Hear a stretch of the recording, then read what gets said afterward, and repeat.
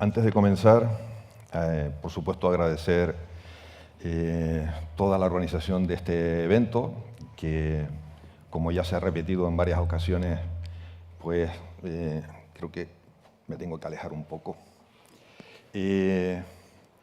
Como se ha puntualizado en algunas ocasiones, los ponentes que han intervenido, pues está rodeado de todo un debate acerca del silbo gomero y la existencia o no de otros silbos en otras islas y cómo eso se puede gestionar desde un punto de vista patrimonial de acuerdo a la normativa, a la ley o a las leyes que hay de patrimonio y toda la categorización que hay en distintas figuras patrimoniales, desde patrimonio cultural y material de la humanidad hasta la denominación de un bien de interés cultural, ¿no? Como sabemos. Bueno, pues esto es un reto, sobre todo después de la intervención magistral de Marcial Morera. Hay determinados conceptos que además vamos a abordar nosotros quizás también desde otro ámbito. Nosotros no somos filólogos, que somos antropólogos, y digamos que nuestro objeto de estudio es más relacionado con cómo funciona socialmente el silbo. Y en ese sentido podemos aportar algunas cosas quizás que sean de interés y que Marcial a lo mejor los ha dejado un poco más en segundo plano. Pero también hay una discusión acerca de la historia del silbo, ¿no? Cuál es el origen del silbo, no solo del silbo en Canarias, sino de todos los demás silbos que hemos estado nombrando entre ayer y hoy, ¿no?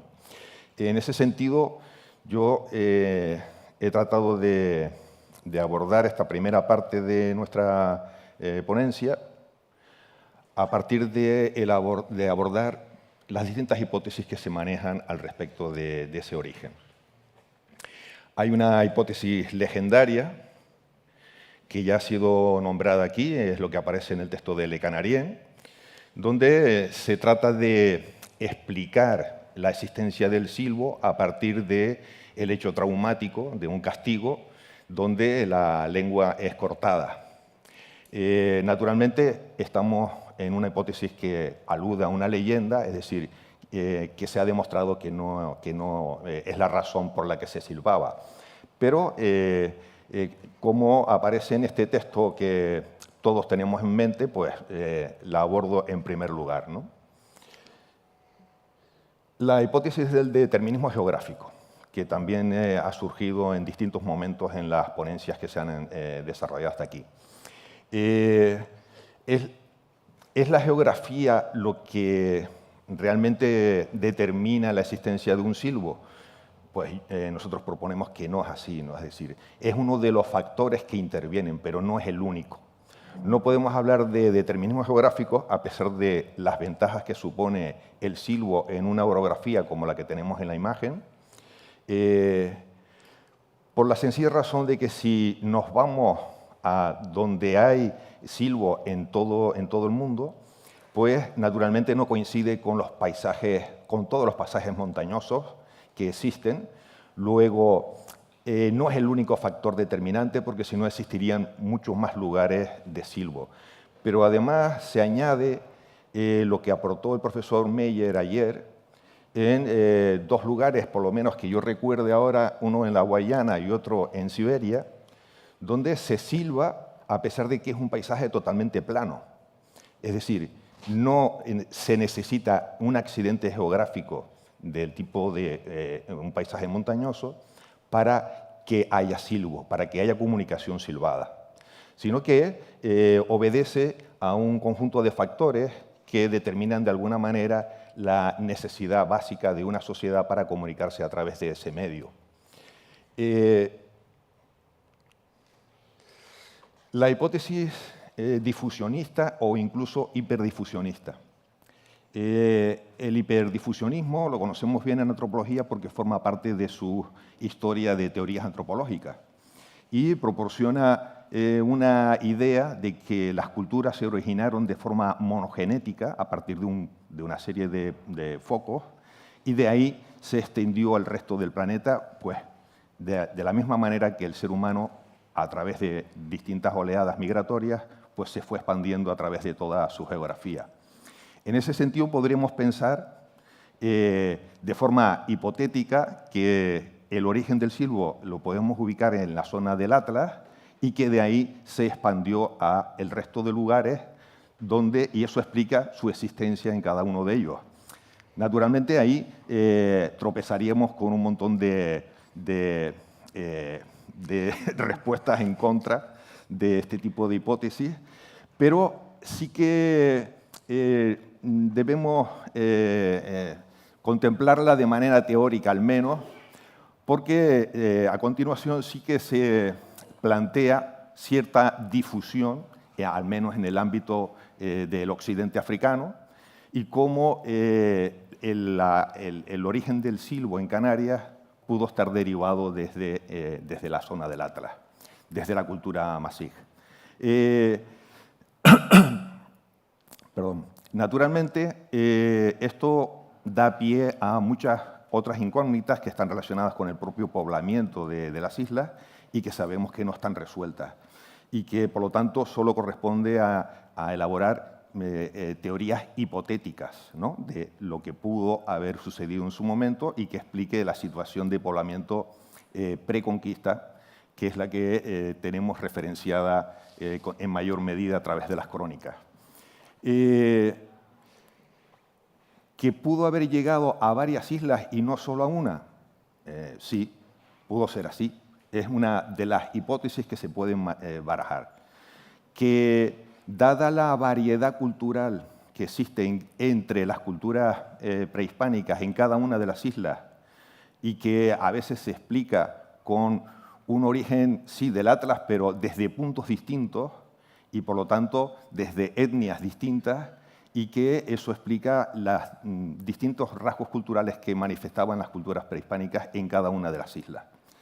Y que también pudo llegar una etnia solo a La Gomera que silbaba y al resto no. Eso, en principio, no lo podemos descartar porque tendría que corresponder a una de las hipótesis que tendríamos que manejar y no descartarla previamente.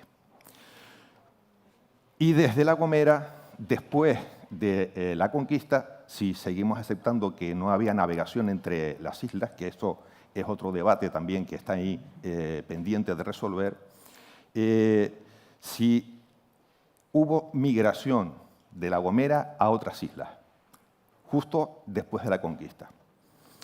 Bueno, pues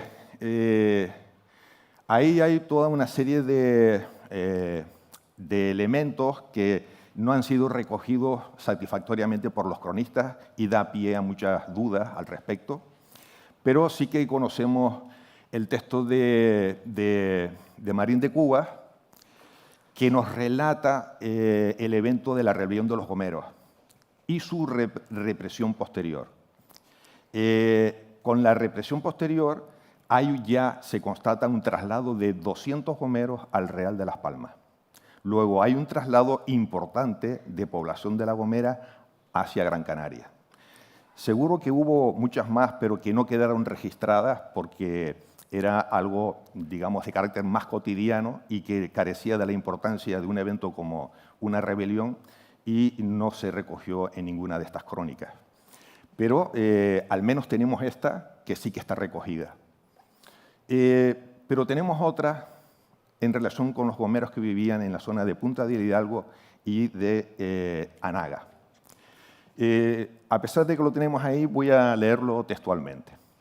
Es notorio que ciertos gomeros han hecho tanto daño en los ganados, hurtándolos y comiéndolos en las partes de Anaga y Punta del Hidalgo, y han despoblado aquellas partes de ganados, y ningún criador osa ir allá, y los que va los han acuchillado y muertos los hace ir de allí.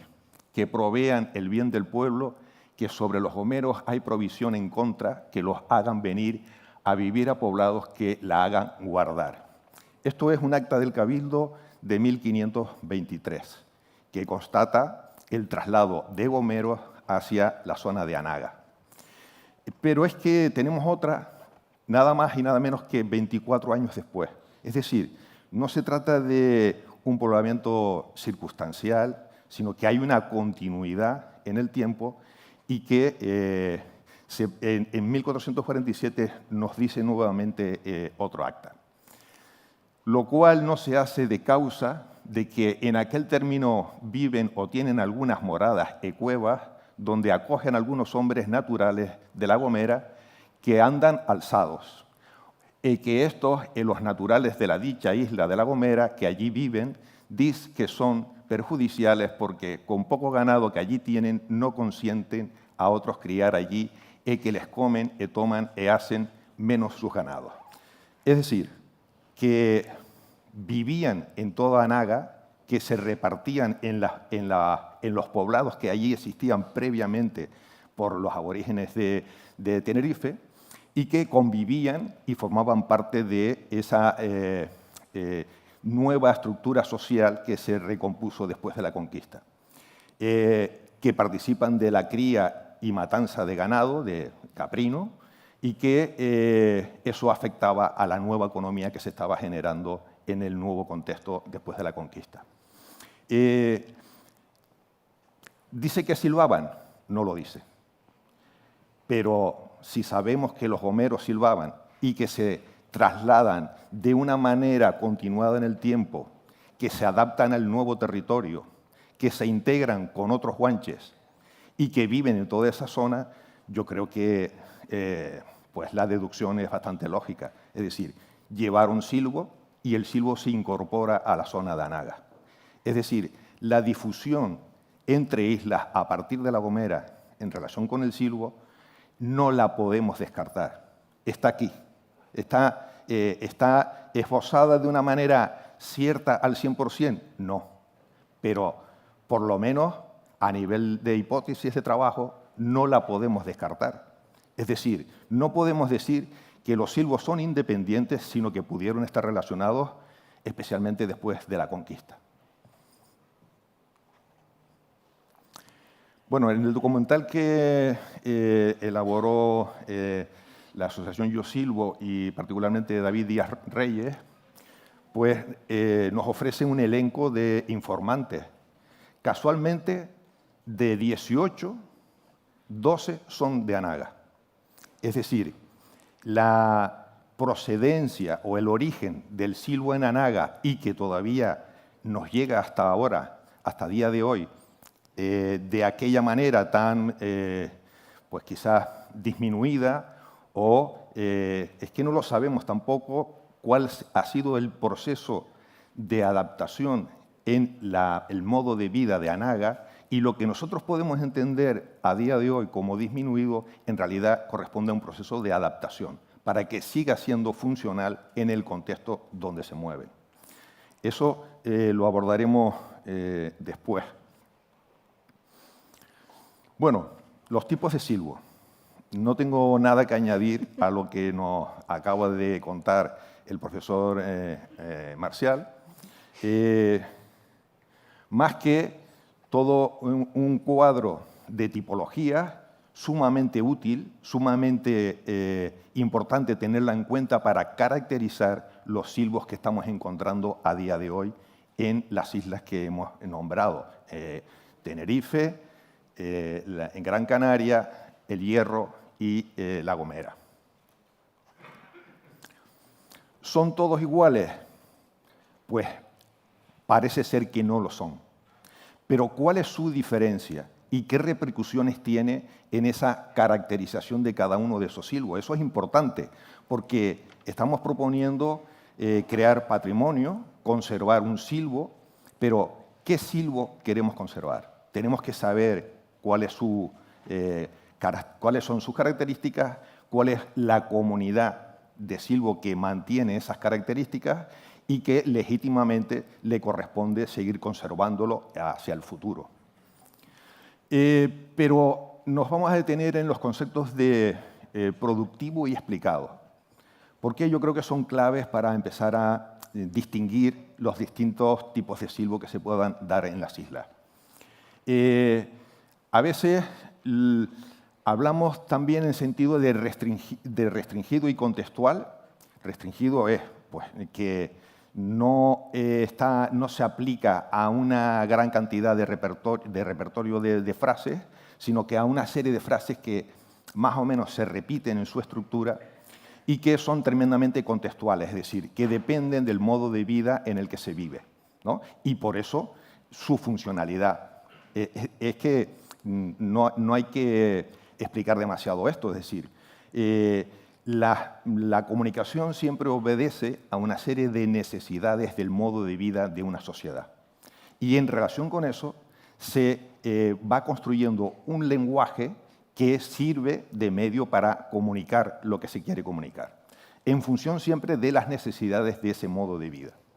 No lo podemos separar, pero es que además hay otro tipo de silbo que va un poquito más allá y que incluso es capaz de elaborar un conjunto de frases que no están contextualizadas y que por eso las consideramos sin restricción, es decir, que son capaces de abordar un vocabulario más grande que aborde cuestiones que no corresponden a su modo de vida, a su cosmovisión, a su espacio vivido, sino que son elementos más abstractos o referidos a otras áreas del planeta y son capaces igualmente de silbarlos. Entonces, en ese sentido, hablamos de sin restricción y no contextual. Bueno, ¿qué es la productividad? Marcial no lo señaló, pero seguramente es una de las referencias bibliográficas que él maneja. Pero nosotros queremos leerlo tal cual como lo plantea Hockett en 1960. Uno de los rasgos de diseño más importantes del lenguaje es la productividad. Es decir, la capacidad de decir cosas que nunca antes se han dicho ni escuchado, y sin embargo, ser comprendido por otros en ese idioma. Si un gibón emite un sonido vocal, es uno u otro de un pequeño repertorio finito de llamadas familiares. El sistema de llamadas del gibón puede caracterizarse como cerrado, es decir, hay una serie de emisiones de sonido que son identificadas con un significado concreto, pero que son las que son y no son capaces de emitir más para referirse a otras cosas distintas.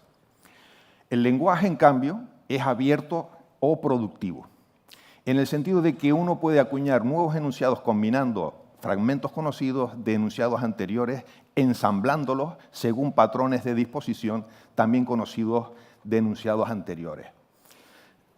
Y eso está aludiendo también al concepto de explicado. ¿Qué es el silbador explicado? Hay una cita que les pongo ahí de donde interviene Marcial Morera junto con Rogelio Botanz y el señor Duarte. Dice, un buen silbador, antes de empezar a silbar, se pone en el lugar de quien va a recibir su mensaje. Eso implica un nivel de empatía, significa qué tipo de vocabulario maneja la otra persona, compartir todo un sistema de vida, compartir todo un conjunto de referencias, no solo geográficas, sino de eventos históricos, familiares y religiosos de todo tipo, es decir, compartir cultura. Y esa cultura, esas referencias culturales, son las que me valen a mí para buscar la forma de decir algo y que sea reconocido por la otra persona. Y que hace que se ponga en la tesitura de hasta dónde llegan los límites del manejo de mi lenguaje.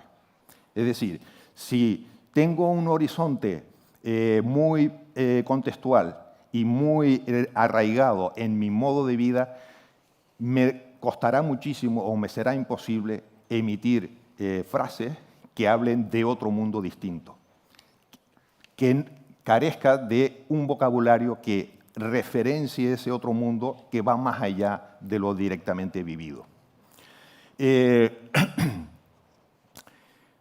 Busca palabras sinónimas que presentan mejores características fonológicas para ser sustituidas por el silbo. Es decir, tenemos que tener un conocimiento profundo acerca de los límites y las posibilidades del silbo para encontrar, facilitar ese encuentro.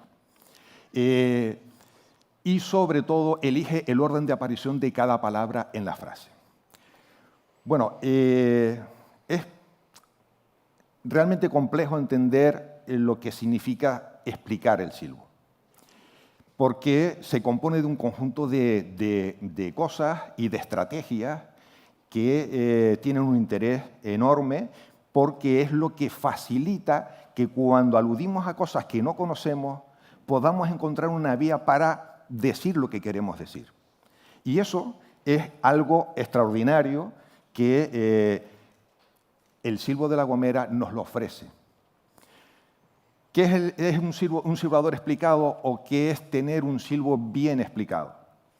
Que sabe hacerse entender, que salva los equívocos o ambigüedades del silbo, o que busca la mayor relación de las palabras con los sonidos del silbo, debido a sus limitaciones fonológicas, y que dan lugar a muchas palabras homófonas, por lo que se valen de sustituciones sinónimas, de frases alternativas, de redundancias, de aclaraciones, de usos diminutivos que hacen que se identifique más fácilmente la palabra a la que nos referimos, el uso de referencias conocidas de emisor y receptor, comparaciones, etcétera, etcétera. Es decir, un conjunto de estrategias que se utilizan para hacer un silbo explicado. Eso es una de las claves que permite también comunicar cosas de las que no estamos habituados a comunicar.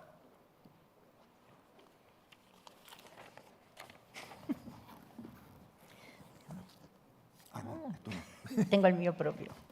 Muchas gracias. Voy a intentar ser breve porque bueno, mi compañero Ramón ha hecho su parte. Además, se ha hablado muchísimo de este tema con el que voy a empezar, que es sobre la comunidad depositaria o comunidad portadora, como planteamos ahora mismo, como se recoge ahora mismo cuando hablamos de patrimonio, que es un término además que ha sido muy utilizado en el ámbito de la antropología, antes incluso de que la UNESCO lo utilizara, el término de comunidad depositaria o, como digo ahora, comunidad portadora. Bueno, y esto viene un poco a cuento de justamente todo este ámbito en el que las personas se reconocen, las personas son capaces de entenderse, de tener empatía, de comunicarse entre sí, es lo que hace que uno entienda que existe una comunidad portadora. Bueno, creo que ahora mismo nos acompañan muchísimas personas, miembros de las comunidades portadoras de distintas islas, comunidades depositarias, como diría la UNESCO, que practican el patrimonio cultural inmaterial. Son personas que lo practican, son grupos humanos que tienen ese conocimiento, que lo reconocen además como parte de su identidad, en algún momento de la historia, más o menos antiguo, que lo transmiten además a nuevas generaciones, es decir, son portadores activos, las comunidades son portadoras activas de ese conocimiento patrimonial y lo adaptan y lo mantienen vivo en los distintos contextos donde los desarrollan.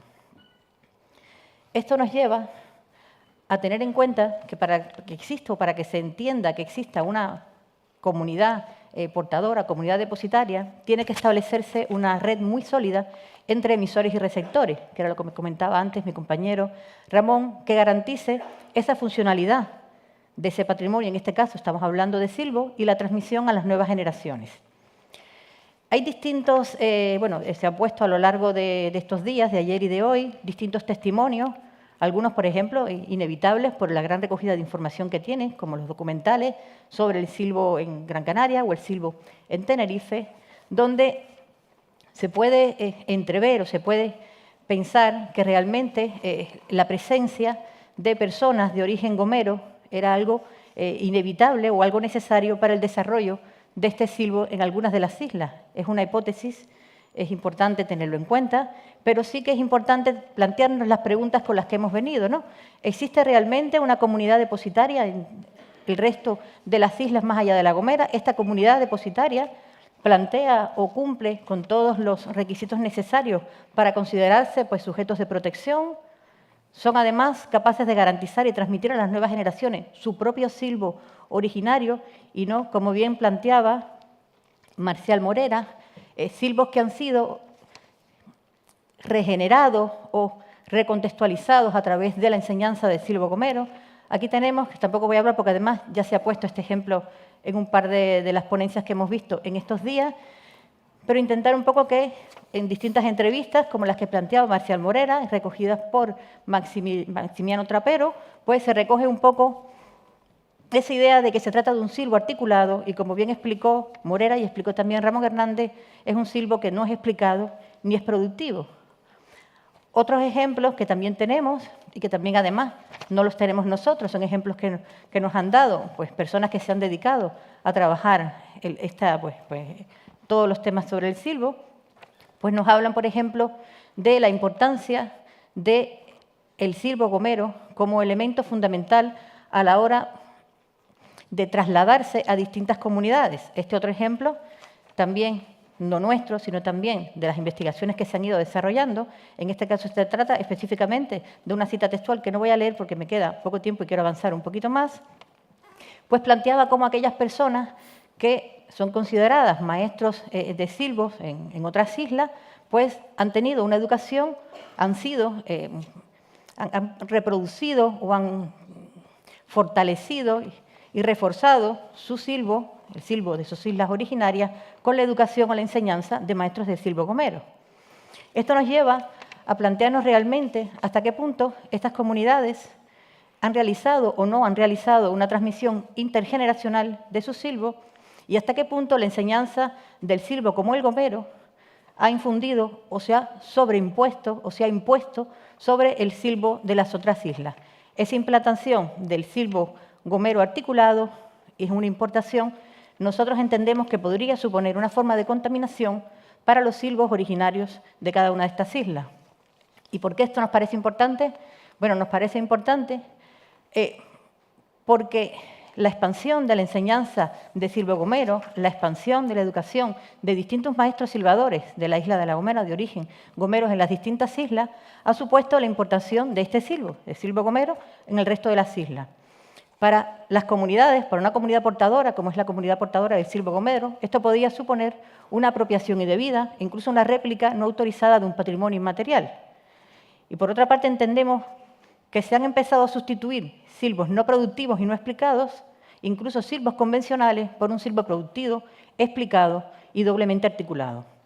¿Cuál es el peligro que nosotros entendemos y además nos hacemos eco de la preocupación que no somos los únicos que le hemos planteado hoy en día? Es la pérdida de la autenticidad histórica de estos silbos, que se puede producir una confusión o una distorsión cultural que sobre todo, y es muy importante para todas aquellas personas que estamos interesadas en el patrimonio, se puede producir una erosión y una pérdida de la especificidad de los silbos que podían haber estado produciéndose y que se podrían seguir produciendo en cada una de las islas, y que esto además conlleva finalmente pues, a una pérdida del patrimonio inmaterial y a una desestructuración, porque hay que tener en cuenta que los silbos no son solamente un lenguaje, sino que son portadores de identidad cultural y social.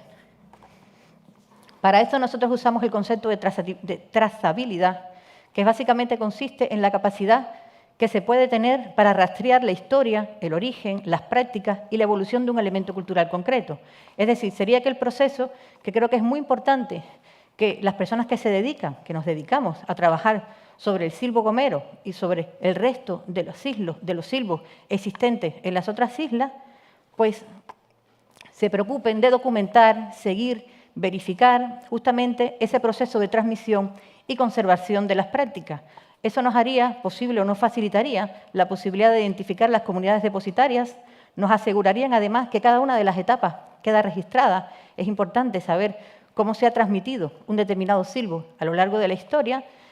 Proporciona información también sobre cómo diseñar esas políticas de lo que esperamos que se haga, ¿no?, para salvaguardar a través de planes educativos, de programas de transmisión intergeneracional, de protección, y que nos ayuden no solamente a asegurar el control de un patrimonio que está vivo, que pertenece a las comunidades, sino que además nos ayude a respetar la legitimidad. En este sentido, ponemos la duda, no una respuesta, sino una duda, de si se puede dar por cierto y verificable la hipótesis de la existencia de un silbo canario en la actualidad, no estamos hablando del pasado, en la actualidad, que no sea un silbo que ha tenido su origen desde La Gomera y que se ha ido readaptando, reconfigurando y reconvirtiéndose o revitalizándose a través del silbo gomero. No hemos terminado. Bueno, espero ser breve ya en esta viñeta. Bueno, se me ocurría aludir a una fotografía que es muy visual de lo que queremos decir. Esto es un castillo que produjo toda una polémica enorme acerca de la rehabilitación o reconstrucción de ese castillo que se había realizado de esa manera, para muchos escandalosa y para otros interesante, ¿no?, la propuesta. Es decir, nos encontramos con una ruina que la queremos rehabilitar para volverla a poder vivir en ella y que volvemos a hacer ese espacio al completo.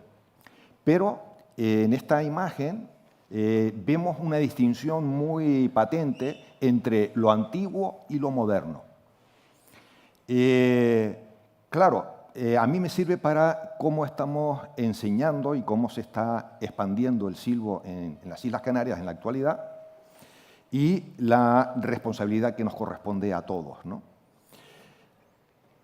Podemos pensar que lo que hemos encontrado en islas como Tenerife, Gran Canaria y El Hierro es una ruina de lo que existió antiguamente, pero que ha pervivido de esta forma a día de hoy. Bueno, identificar eso ya como una ruina, es decir, como los restos que han sobrevivido al tiempo, yo creo que ya de por sí es bastante conflictivo y quizás despreciativo de lo que nos estamos encontrando. Ojo, Rubén ayer yo creo que señalaba cosas en ese sentido. Vamos a ver, cualquier modalidad o tipo de silbo que encontremos tiene valor por sí mismo, independientemente de que sea más simple, más complejo, más antiguo, más reciente, tiene un valor si hay una comunidad que lo valora, que se hace respetar y que trata de continuarlo en el tiempo. Desde ese punto de vista, nada que objetar.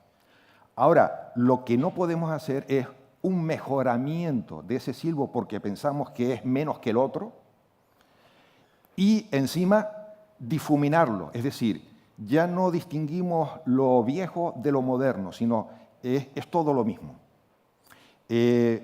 Por aludir a un caso muy conocido, evidentemente aquí en Gran Canaria, tenemos la Casa Colón.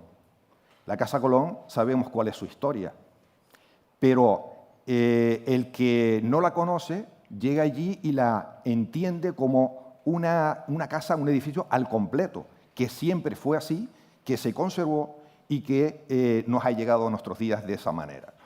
Sin embargo, sabemos que la Casa Colón es una recomposición de elementos arquitectónicos que efectivamente estaban en la ciudad de Las Palmas, pero que se reconstruyeron de esa manera en un solo edificio, que a mí me encanta además, pero que se ha difuminado por completo ese origen de un lado y de otro y esta recomposición. Parece que, y es la imagen que se lleva a todos los turistas que la visitan, que es un edificio que siempre existió de esa manera y que se ha conservado hasta la actualidad. Entonces,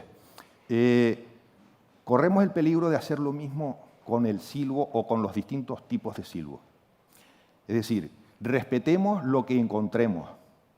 No pensemos que es menos ni es más, sino es el que hemos encontrado, que tiene su explicación histórica, que tiene una adaptación al medio, que forma parte del modo en cómo una comunidad ha vivido en un lugar determinado, que hay que caracterizarlo de manera fidedigna, que no tratemos de mejorarlo con silbos que pueden ser primos hermanos, pero son silbos distintos y que proceden de islas distintas. Que esa labor puede desencadenar en una especie de monstruo Frankenstein, donde piezas de un lado se ensamblan y las hacemos aparentar como una sola. Entonces, yo lo que pediría aquí es que nos hagamos un impasse ahí de reflexión de qué cosas estamos haciendo, de qué manera estamos enseñando el silbo, cuáles son sus consecuencias, que Hay mucha emoción en medio porque es un rasgo con el que nos identificamos y que, por lo tanto, pues todos tenemos nuestro corazoncito y queremos defender porque de alguna manera nos representa a nivel insular. Todo eso es entendible, pero desde un punto de vista científico tenemos que tratar de reconducir ese debate a cuestiones más razonables y más argumentadas. Si no queremos hacer el híbrido que tenemos en la imagen, tenemos que reconocer cuál es el tipo de silbo específico y característico de una isla, no mezclarlo con otro y, sobre todo, no enseñarlo de una manera en que al final se hace indistinguible. Silbo canario. Se ha repetido en muchas ocasiones ese término. En la propia convocatoria de este evento se habla de silbo canario. Silbo canario es un invento, no existe el silbo canario. Podemos decir, hay silbo en Tenerife, hay silbo en Gran Canaria, hay silbo en El Hierro y hay silbo en La Gomera. Bien, pero silbo canario, silbo en Canarias. Si queremos generalizar, podemos hablar de silbo en Canarias y abarcamos todas las islas, aunque no en todas ellas esté comprobado que haya habido silbo. Pero silbo canario ya es otra modalidad distinta. ¿Podemos crearlo? Claro que lo podemos crear. Hacemos el híbrido y hacemos un poquito de aquí, un poquito de allá, mezclamos todo y lo llamamos silbo canario. Muy bien. Pero yo creo que eso es una perversión del concepto de patrimonio. Creo.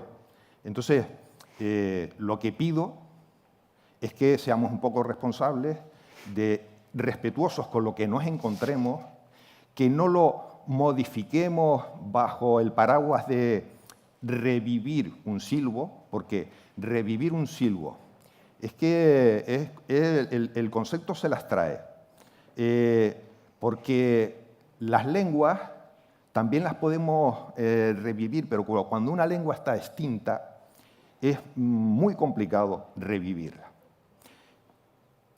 Si un silbo se extingue, es muy complicado reconstruirlo de la nada, porque tienes que tirar de otro silbo. ¿Qué está ocurriendo en As? Está tratando de recuperarlo, porque es un silbo extinto, se está tratando de recuperar, que me parece genial esa iniciativa, pero lo que no podemos es perder de vista desde dónde estamos haciendo la reconstrucción, porque lo que tenemos es una serie de silbos grabados que son estáticos, con los que no podemos interactuar, sino son los que se grabaron en su momento y no son personas vivas. El tema es que lo que protege la UNESCO son comunidades. Lo que protege la Ley de Patrimonio de Canarias, de Patrimonio Cultural, son, en relación con el patrimonio inmaterial, son las comunidades, porque son las que mantienen vivo un rasgo cultural X, el que sea. Y son las que lo pueden mantener en el tiempo. Claro, si la comunidad está muy desarticulada, si la comunidad está muy envejecida, ¿cómo poder revivir eso? ¿Cómo poder volver a articular esa comunidad? Porque el silbo tiene que vivir en comunidad, porque es comunicación. No puede existir silbo sin una comunidad que lo practique cotidianamente y lo mantenga en el tiempo de generación en generación. Cuando esa comunidad está tan debilitada y tan envejecida y queremos, porque yo creo que hay buena intención detrás de todo esto, tratar de conservar, todos lo defendemos, pero ¿de qué manera lo queremos hacer? ¿De qué manera podemos llevar a cabo programas o proyectos de recuperación de un silbo sin que caigamos en una contaminación? Es todo un reto hacerlo, pero si lo hacemos porque no queda más remedio, tenemos que reconocerlo, tenemos que hacer la distinción que aparece en ese edificio. Es decir, hay una parte de silbo de Tenerife que se termina de reconstruir con silbo gomero porque no está completo. Bueno, es una opción. Otra opción es, dejemos a las personas que todavía viven el silbo, que ellos hagan su propio proceso de recuperación, que sean ellos los que lleven a cabo sus iniciativas, que sean ellos los que decidan de qué manera se transmite, que sean ellos los que amplifiquen el vocabulario o no, que sean ellos, porque es la propia comunidad la que se está tratando de preservar con las categorías patrimoniales. No personas externas que pueden ser más expertos o menos expertos que vengan a decir cómo se tiene que silbar. Yo creo que eso es una perversión de lo que tratamos de conseguir con los programas de patrimonio. Dejemos que sean protagonistas las comunidades, que es a las que les corresponde ese tipo de toma de decisiones. En el caso Gomero, ¿qué ha ocurrido? Que han sido los propios silbadores los que han reflexionado sobre su silbo y han decidido enseñarlo en las escuelas, porque afrontaron el problema del cambio generacional, de la modernización, de la migración a los centros urbanos, etcétera, etcétera. Y vino Isidro Ortiz y dijo, esto o lo metemos en la escuela o esto se muere. Pero es que Isidro Ortiz era parte de esa comunidad. Se ha hecho internamente. No ha venido Ramón Trujillo, el experto en la época, y les ha dicho, ustedes tienen que hacer esto. Tienen que transmitir el silbo de esta manera. Tienen que enseñarlo de esta manera. No, han sido los propios silbadores los que han tomado ese tipo de decisiones. Y eso es legítimo, porque se trata de cultura viva. Efectivamente, el patrimonio inmaterial es cultura viva. Y son los que la viven los que tienen que encargarse de tomar esas decisiones. No lo pueden hacer gente externa, porque estaríamos introduciendo elementos externos también a ese rasgo cultural. Hemos cometido todos errores, pero la voluntad siempre tiene que ser reconocerlo y mejorarlo. Y espero que eso se consiga aquí. Muchas gracias.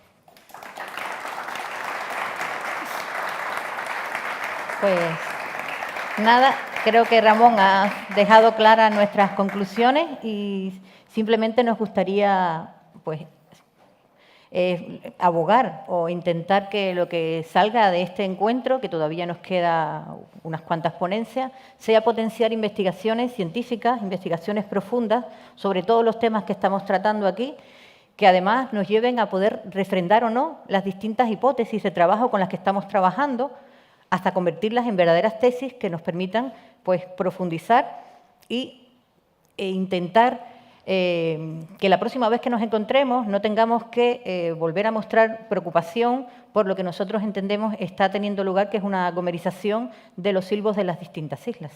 Y nada, muchísimas gracias.